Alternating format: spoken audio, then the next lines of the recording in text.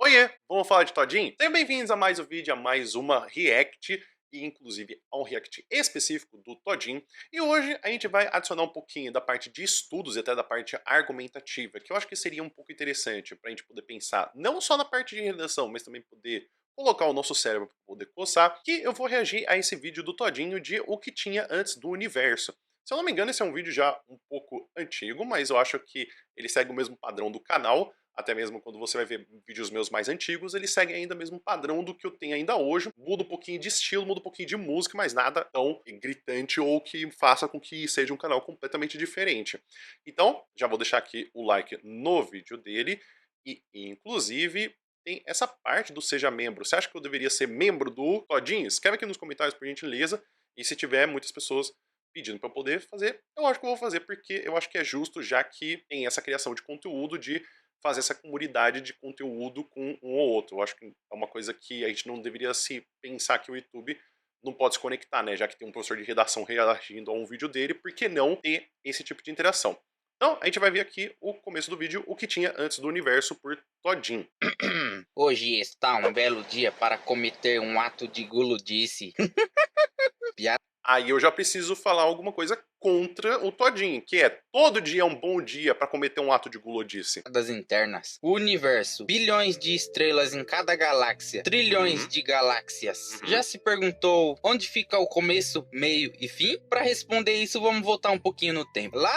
Assim, eu acho que existem algumas perguntas que são muito válidas a gente fazer. Porque, por exemplo, a gente fica pensando essa coisa, né, do o começo, meio e fim, as coisas, né, o que a gente tem. Mas também tem uma perguntinha que sempre fica me rondando atrás, que é, será que a gente precisa saber dessa resposta? Eu acho que aquela cena que tem do Guia do Mochileiro das Galáxias, que é a resposta da vida, universo e tudo mais é 42, é engraçada por quê? Porque essa resposta significa que você não tem a pergunta. Então você tem a resposta, mas você não tem a pergunta. E depois, mais pra frente do livro, vai explicando que, caso você tenha a pergunta e a resposta, você se desintegra, porque não é pra você ter os dois. Então eu fico pensando, será que a gente precisa saber do começo, do meio e do fim de tudo? Na Idade da Pedra. Esses aqui são os humanos antes de existir tudo que existe hoje. Videogame, Netflix, escrita, tecnologia, qualquer coisa que você vê ao seu redor não existia. Descobrimos o fogo, depois como dominar o mundo, quero dizer, como dominar o fogo. Criamos meios de nos comunicar até surgir a escrita. Os humanos começaram a dar nome para as coisas. Oh, isso é uma flor. Oh, isso é terra. Isso é água. Isso é bolacha. Não, é biscoito arrombado.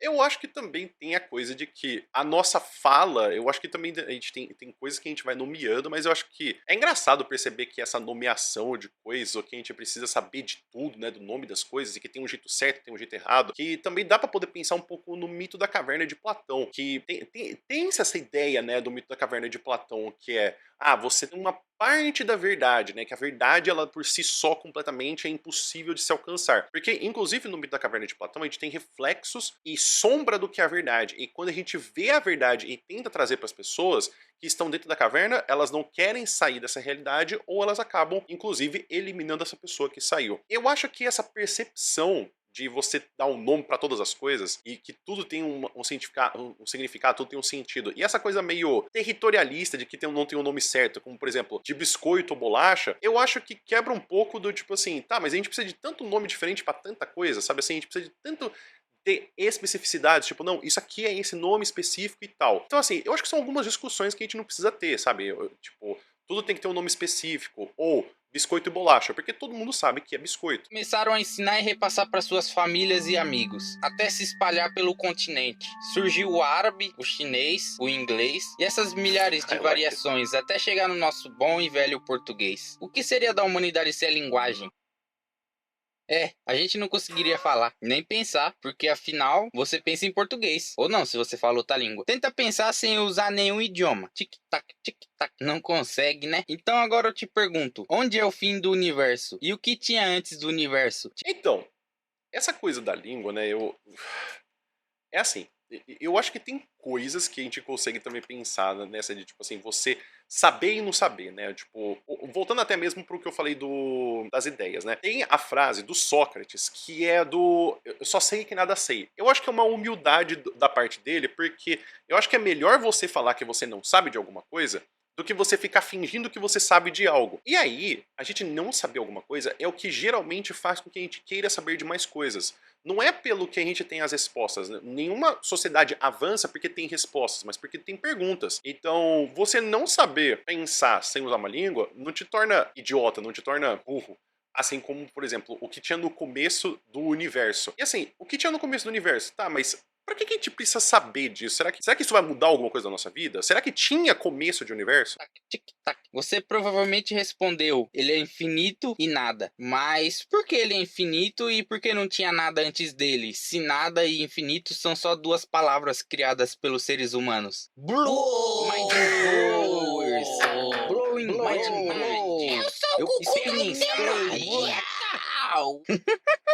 Calma que vai piorar. O nada é uma palavra que a gente usa para representar quando não tem algo em um local. O que tem aqui? Nada. Ele é só uma palavra. E se você prestar bem atenção, olha só essa frase. O universo é infinito. E o que tinha antes do universo? Infinito, o que tinha antes. São só palavras. Por que precisa existir? Por que o antes precisa existir? Por que tinha precisa existir? Por que existir precisa existir? Se são só palavras. É só um... É, assim, tem uma parte, várias teorias, né? Acho que é principalmente uma das que o Todinho ele fica se colocando muito de forma que talvez a gente fique pensando de uma outra trajetória, que é o utilitarismo. O utilitarismo, apesar do nome dizer que tem-se pela utilidade da coisa, eu acho que ele usa muito pela coisa, se precisa ter, por que que tem? Ou se não precisa ter, por que que existe? Eu acho que essa ideia do o que precisa e o que não precisa, ela é muito maléfica para um pensamento a longo prazo. Porque você pode simplesmente falar para uma pessoa que estuda medicina que literatura é inútil, então a literatura não precisa existir. Só que ao mesmo tempo, a literatura é uma das grandes coisas que ajuda muitas pessoas a saberem sobre o comportamento social de pessoas e até mesmo a como escrever prognósticos e também receituários e até uma percepção da época. Então, a literatura é importante, por exemplo, para a ciência e para a história, para poder ter registros históricos sobre o comportamento da sociedade e até mesmo de doenças. Então, se não fosse por conta da literatura, a gente talvez teria menos avanço ou avanço nenhum, porque ela não existe. Só que a mesma forma, a gente pode colocar isso para outras coisas. Por exemplo, eu, que sou da área de literatura, poderia falar que física é inútil. Só que da mesma forma, a gente pode ter outros problemas de que você tendo uma perspectiva falando que algo é útil, algo que precisa e não precisa, é porque, na sua perspectiva, não precisa. E esse é o problema. Quem que a gente julga que precisa ter, que precisa não ter? Eu acho que o utilitarismo ele é muito problemático porque vai até mesmo um outro encontro, que é o Heidegger, que é do ser e do tempo. Porque a perspectiva do que a gente tem do ser humano, ele está relacionado com o tempo também. Porque se o ser humano ele começa, ele tem meio e tem fim, o que tem-se de utilidade é o que se vai para esse começo, para esse meio e para esse fim. E tudo isso que eu tô falando, das referências filosóficas do que eu tô dizendo, eu vou deixar aqui embaixo do vídeo também para que você possa acessar e você possa ler também. Eu acho que é problemático isso de tipo assim, por que que precisa ter? Por que que não, por que que precisa não ter? Então, quando você chega no cerne da coisa, que é você precisa saber e você não precisa saber, você chega na mesma resposta, que é no grande geral das coisas você não precisa saber. Então, assim, pra que ficar teimando? Um nome que a gente criou e deu significado. Como o dinheiro, ele é só papel, mas a gente dá significado pra ele. E se eu te falar que tempo não existe? Ué, isso aqui no meu relógio é o que então? São só números. Tempo é uma unidade de medida criada pelos seres humanos. Se você levar um relógio pro espaço e ficar lá perto do sol, que horas são? Então, infelizmente, viajar no tempo é impossível. Não pela... Eu acho que tem até também uma explicação que antigamente a hora não era marcada por 24 horas. Eu acho que tinha relógios que marcavam 40 horas e tinham outros que era até de 10 em 10 horas, se eu não me engano. É, mas assim, é uma coisa consensual, né? Se chega num consenso que todo mundo concorda de tipo, tá, isso aqui tem que ser utilizado. Não, não é de se estranhar que só os Estados Unidos da América usam Fahrenheit e milhas e fica assustado que ninguém mais usa, porque para eles é consensual usar. Pelas leis chatas da física, mas sim porque tempo é uma palavra, ele não existe. Vou dar um exemplo. Você tem uma máquina do tempo que se teletransporta e volta no tempo. Você tá no Japão, que é 12 horas adiantadas do Brasil. Aí você volta 12 horas no tempo e se teletransporta pro Brasil. Você vai ter voltado no tempo? Não, porque não existe viagem no tempo. Os seres humanos criaram o tempo. Você vai envelhecer, mas isso não tem nada a ver com tempo. Isso foi só o nome que os seres humanos deram para calcular. Tempo é uma unidade de medida e base... É, mas eu acho que também o grande rolê da viagem do tempo são os limites que a gente tem da física com o que a gente tem da física atualmente. Não, não é que só porque você tem Eu acho que também esse é um dos grandes problemas de quando você vai conversar com uma pessoa, que é os argumentos que você utiliza e os exemplos que você utiliza. É muito problemático quando ele vai usar esse exemplo aqui do tipo assim, não dá pra fazer viagem no tempo.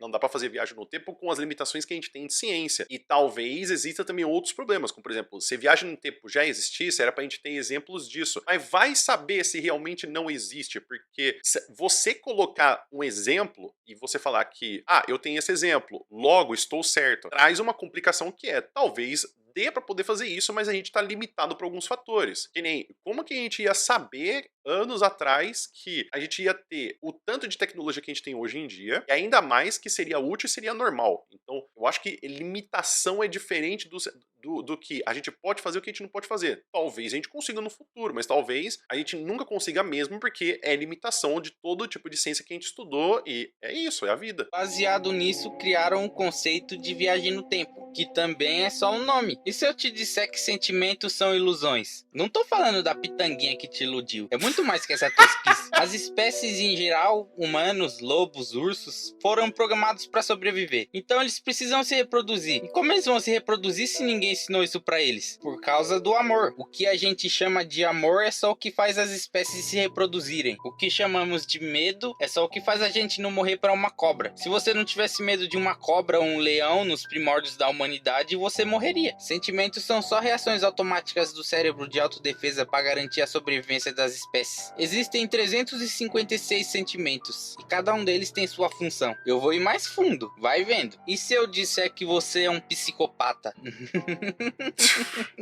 Ai, cara, eu comecei a lembrar porque eu tinha alguns alunos na escola que eles gostavam de se auto-intitular psicopata, e eu ficava assim, cara, você tá querendo se alinhar com alguma coisa? É tipo assim, você querer falar que você é um, tipo assim, nossa, saber que eu sou uma péssima pessoa, tipo assim, é uma coisa pra se orgulhar. Mas isso que ele tá falando dos sentimentos e que não tinha nome, que a gente tá dando nome, nomear coisas é uma coisa natural. E assim, eu acho que conforme se passa o tempo, tem coisas que realmente a gente precisa dar um nome e evoluir. E assim como a gente teve até mesmo caso, como por exemplo a OMS dando nome, dando classificação, e que tipo, antigamente um termo que era considerado uma coisa e que hoje em dia mudou, como por exemplo, antigamente vilão era uma pessoa que morava numa vila, hoje em dia é uma pessoa que ela é um inimigo, assim como a gente também tinha uma pessoa que ela era parva, né, que é uma pessoa que ela era boba, hoje em dia a gente utiliza a palavra bobo. Eu acho que a evolução de comunicação muda, porque também a gente muda na nossa sociedade. Você falar que a gente não que a gente inventou o sentimento, tipo, sim, a gente inventou a conceitualização, mas ele existe, não é uma coisa que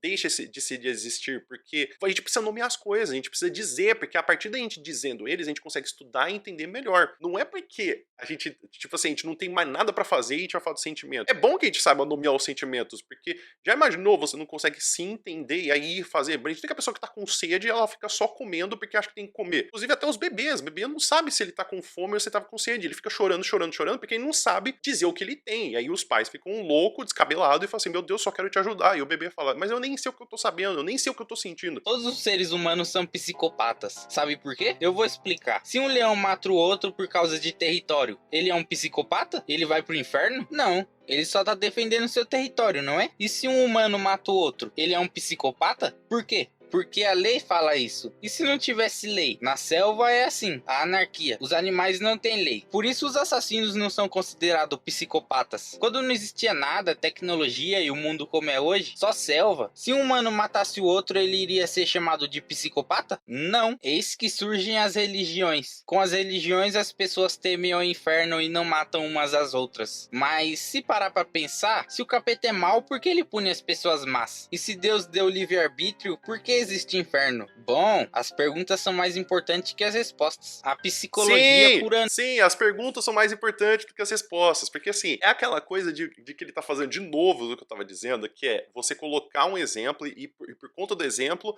ele se explica tudo. Cara, é lógico que você não vai ter lei no reino animal, porque os animais não conseguem conversar entre si. Se a gente mal consegue garantir direitos humanos para todos os países, quem dirá o reino animal com todos os animais da floresta? Tipo assim, você vai parar agora, por exemplo, é tipo assim, eu entendo o ponto de vista que ele coloca de uma forma simplista, sim, faz sentido, mas é uma perspectiva do que você tem entre o que funciona do reino animal e o que funciona do reino humano. Porque a gente consegue conversar entre si, a gente consegue estabelecer censos, assim como, por exemplo, os animais também estabelecem censos, de tipo assim, se você vê que um leão vai lá e caça e come um pouco e ele vai embora, o que aparece depois são as hienas que comem aquele resto de comida, e depois aparecem os urubus, e depois as próprias bactérias decompositores vão se aproveitar também dessa alimentação. Mas não é que não exista uma regra, não exista uma hierarquia, não exista uma organização. Existe. Eu acho que, sim, dá pra poder entender, tipo assim, dá pra poder entender o ponto de vista dele, mas eu acho que também existem algumas brechas dentro do ponto de vista dele, porque ele vai jogando tanto exemplo que eu acho que a gente vai focando mais, tipo assim, sim, ele tá certo,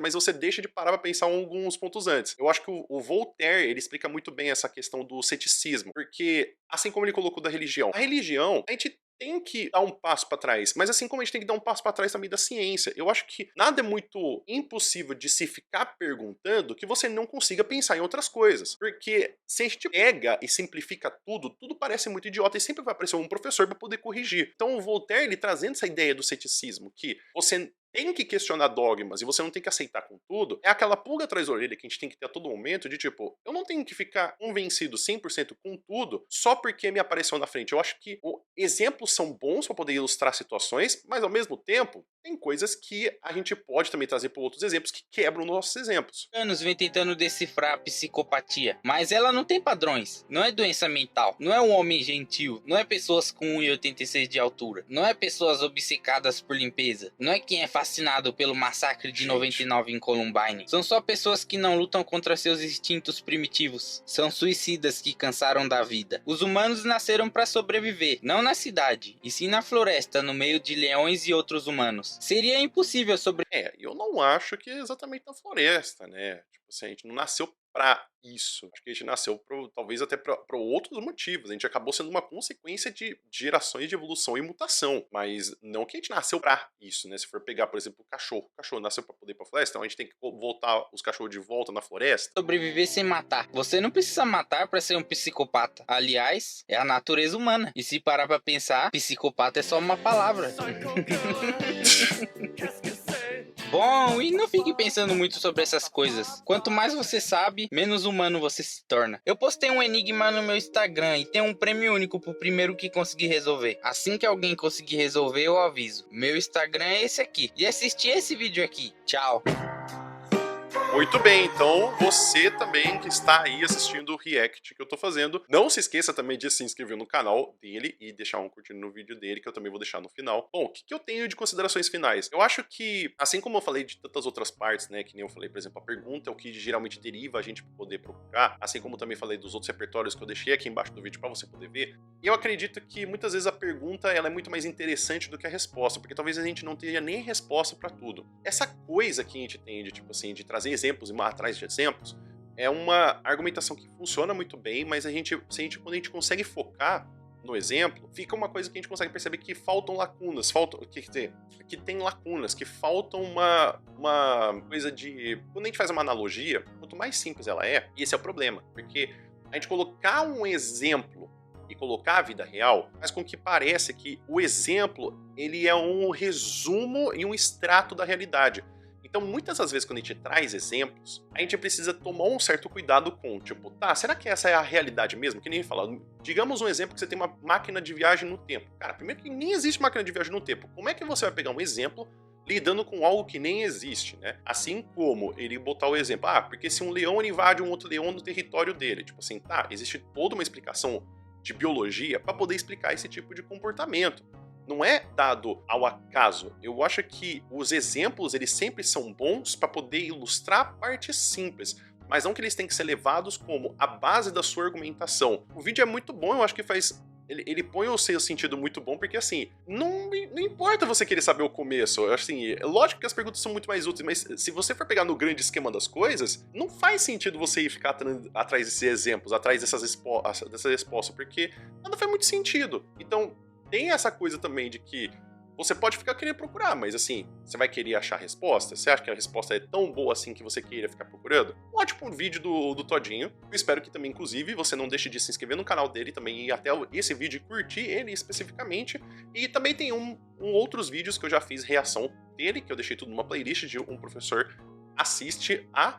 que não tem só vídeo dele também, mas também tem vídeos de outras pessoas, como por exemplo do Ora Thiago e também do Ludoverso. Inclusive, se você tem alguma sugestão de outros vídeos para poder reagir, não só do Todinho, mas de outras pessoas, deixa aqui nos comentários. E deixa no comentário também o que você acha que tinha antes do universo, o que você achou de todo esse vídeo.